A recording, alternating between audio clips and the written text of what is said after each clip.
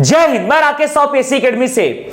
आज हम मध्यकालीन भारत के इतिहास में मुगल साम्राज्य के अंतर्गत डिस्कस करने जा रहे हैं मुगल कालीन अर्थव्यवस्था या मुगल कालीन आर्थिक जीवन। ध्यान दीजिएगा, आज हम मुगल साम्राज्य के अंतर्गत डिस्कस करने जा रहे हैं मुगल कालीन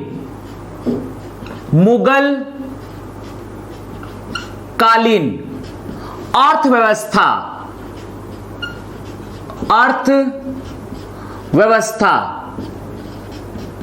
अर्थात मुगल कालीन आर्थिक जीवन। मुगल कालीन आर्थिक जीवन, इसके अंतर्गत हम डिस्कस करेंगे मुगल कालीन कर प्रणाली तथा मुद्रा व्यवस्था। सबसे पहले हम डिस्कस करने जा रहे हैं मुगल कालीन कर व्यवस्था या कर प्रणाली, कर व्यवस्था या कर प्रणाली, टैक्स सिस्टम। ध्यान दीजिएगा, सबसे पहले हम डिस्कस करने जा रहे हैं कर प्रणाली, कर व्यवस्था, टैक्स सिस्टम। ध्यान दीजिएगा, मुगल काल में दो प्रकार के टैक्स थे। पहला था 10 साला, पहला प्रकार का जो टैक्स था यह कहलाता था, दो प्रकार का टैक्स था, कर था, जिसमें से पहला जो कर था यह कहलाता है 10 साला कर। इसका अर्थ है, यह एक है भू राजस्व कर, यह है भू राजस्व कर, भू राजस्व कर, या इसे हम कह सकते हैं भूमि कर, भू राजस्व कर या भूमि कर। अर्थात अकबर के शासनकाल में भू राजस्व मंत्री या वित्त मंत्री थे टोडरमल।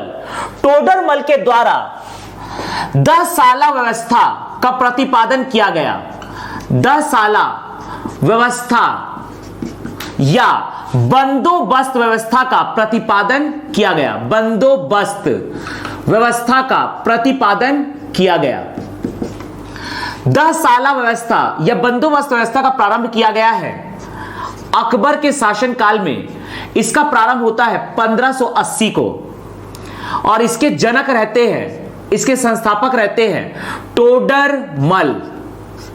टोडरमल, टोडरमल जो कि अकबर के 9 रत्नों में से एक रत्न थे। ये थे अकबर के वित्त मंत्री या भू राजस्व मंत्री, वित्त मंत्री या भू राजस्व मंत्री, वित्त मंत्री या भू राजस्व मंत्री टोडरमल के द्वारा अकबर के शासन काल में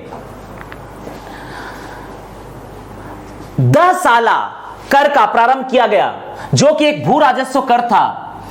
इस व्यवस्था को कहा जाता है 10 साला व्यवस्था या बंदोबस्त व्यवस्था। शासक थे अकबर, शासक थे अकबर।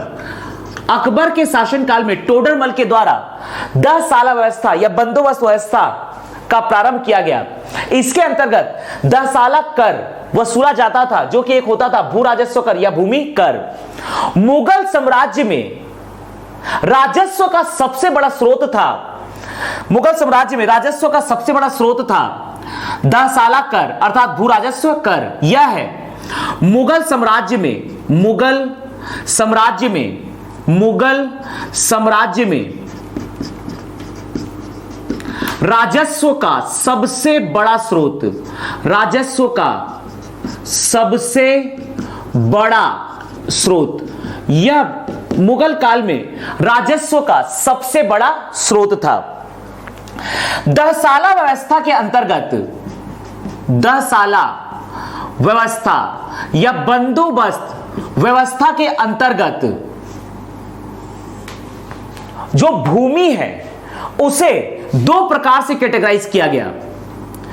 खेती योग्यता के आधार पर, खेती योग्यता के आधार पर, और दूसरा भूमि कर के आधार पर।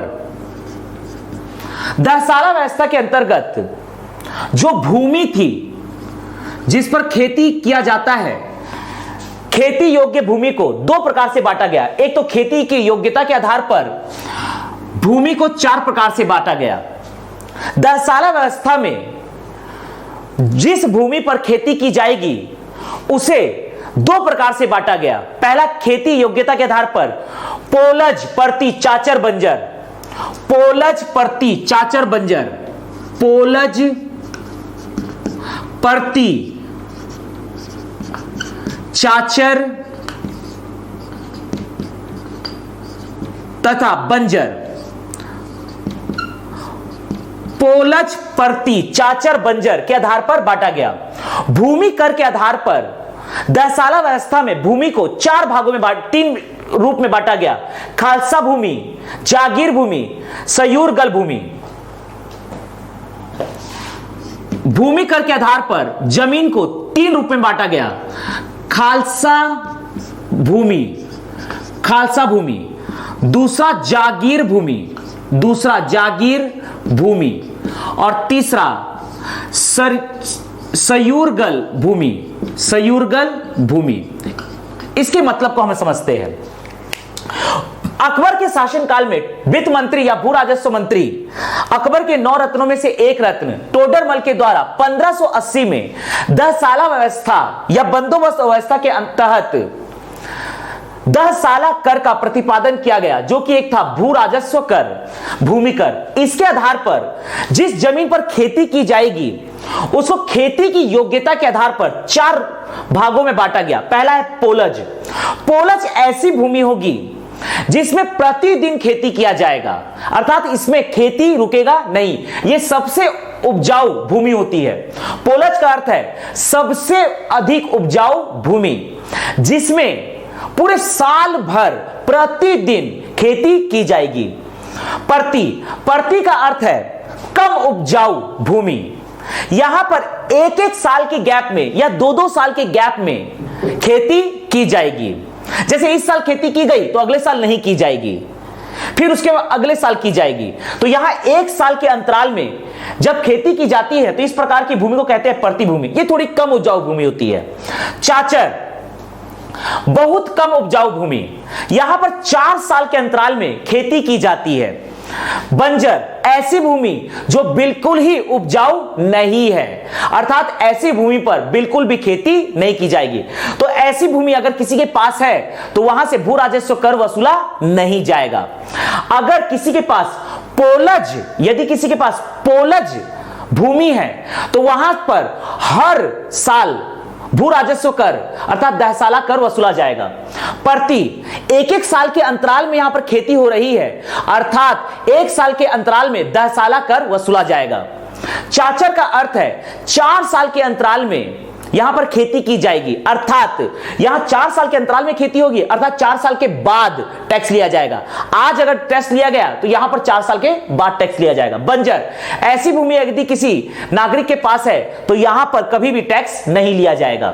तो पोलज का अर्थ है सबसे अधिक उपजाऊ भूमि, सबसे अधिक उपजाऊ भूमि। पर्ती का अर्थ है 1 साल के अंतराल में यहां पर खेती की जाएगी तो 1 साल के अंतराल में दहसाला कर या भू राजस्व कर लिया जाएगा।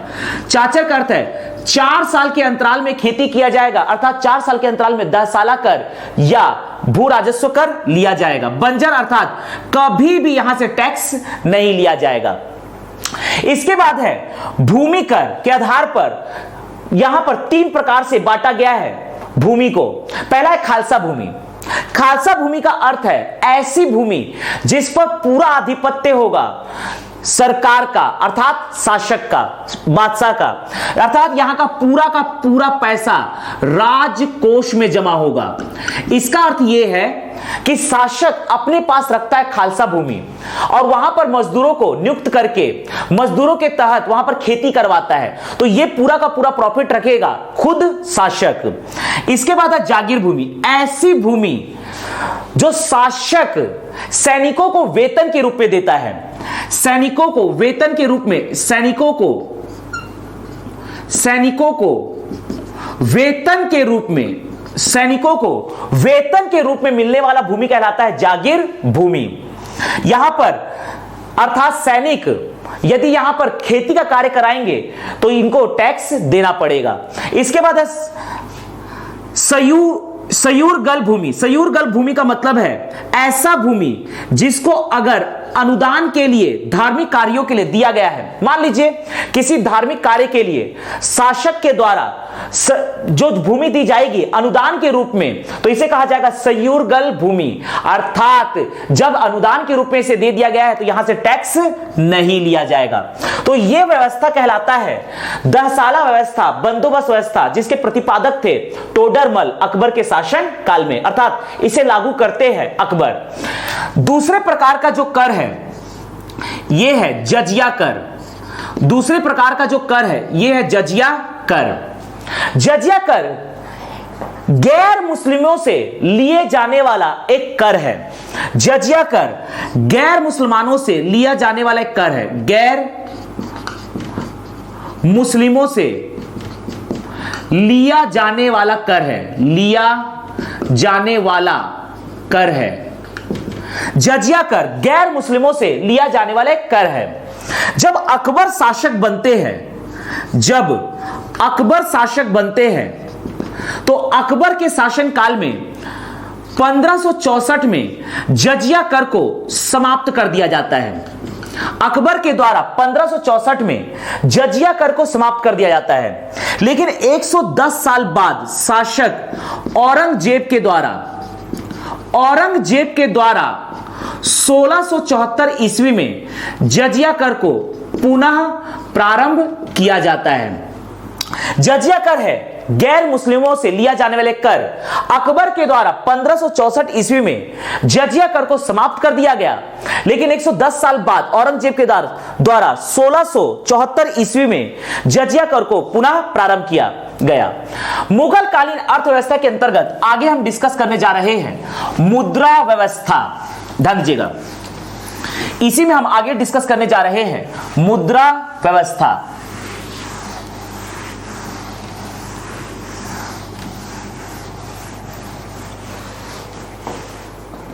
मुगल कालीन अर्थव्यवस्था या आर्थिक जीवन में आगे हम डिस्कस कर रहे हैं मुद्रा व्यवस्था।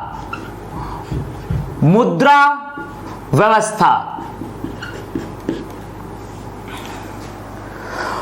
मुगल वंश के संस्थापक बाबर के द्वारा चांदी का सिक्का चलाया गया।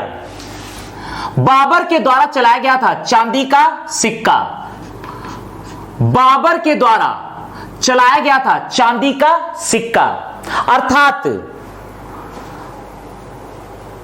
मुगल वंश के शासन काल में भारत में चांदी के सिक्के का प्रारंभ किया था बाबर ने। मुगल साम्राज्य में चांदी के सिक्के का प्रारंभ, चांदी के सिक्के का प्रारंभ किया था भारतवर्ष में बाबर ने। बाबर के द्वारा चांदी का सिक्का चलाया गया था जो कहलाता था शाहरुख व बाबरी। बाबर के द्वारा काबुल में शाहरुख नामक चांदी का सिक्का चलाया गया, जबकि कंधार में, अफगानिस्तान के कंधार में बाबरी नामक चांदी का सिक्का चलाया गया। अगले शासक होते हैं हुमायूं। मुगल काल में हुमायूं के द्वारा सबसे पहले सोने के सिक्के का प्रारंभ किया गया। यदि भारतवर्ष में मुगल वंश की हम बात करते हैं तो मुगल साम्राज्य में सोने के सिक्के का प्रारंभ किया गया है हुमायूं के द्वारा। मुगल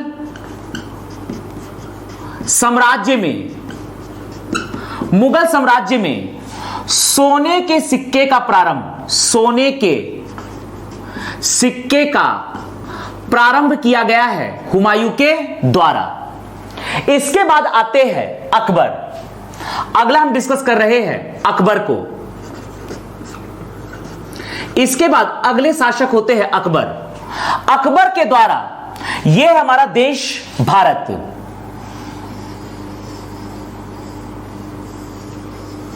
अकबर के द्वारा दिल्ली में शाही टकसाल की स्थापना की गई। यह है पाकिस्तान ऑक्यूपाइड कश्मीर, आजाद कश्मीर, जम्मू कश्मीर, लद्दाख, अक्साई चीन, पंजाब, हरियाणा, हिमाचल प्रदेश, उत्तराखंड, यह आपका है मध्य प्रदेश, राजस्थान, गुजरात, यह आपका है उत्तर प्रदेश, छत्तीसगढ़, महाराष्ट्र, गोवा, कर्नाटक, केरल, तमिलनाडु, आंध्र प्रदेश, तेलंगाना, बिहार, झारखंड, उड़ीसा, सिक्किम, पश्चिम बंगाल, मेघालय, नागालैंड, मणिपुर, मिजोरम, त्रिपुरा, असम, अरुणाचल प्रदेश, यह है दिल्ली। अकबर के द्वारा दिल्ली में शाही टकसाल की स्थापना की गई। अकबर के द्वारा दिल्ली में शाही टकसाल की स्थापना की गई। अकबर के द्वारा दिल्ली में शाही टकसाल की स्थापना की गई। अकबर के द्वारा दिल्ली में शाही टकसाल की स्थापना की गई। अकबर के द्वारा दिल्ली में शाही टकसाल की स्थापना की गई। अकबर के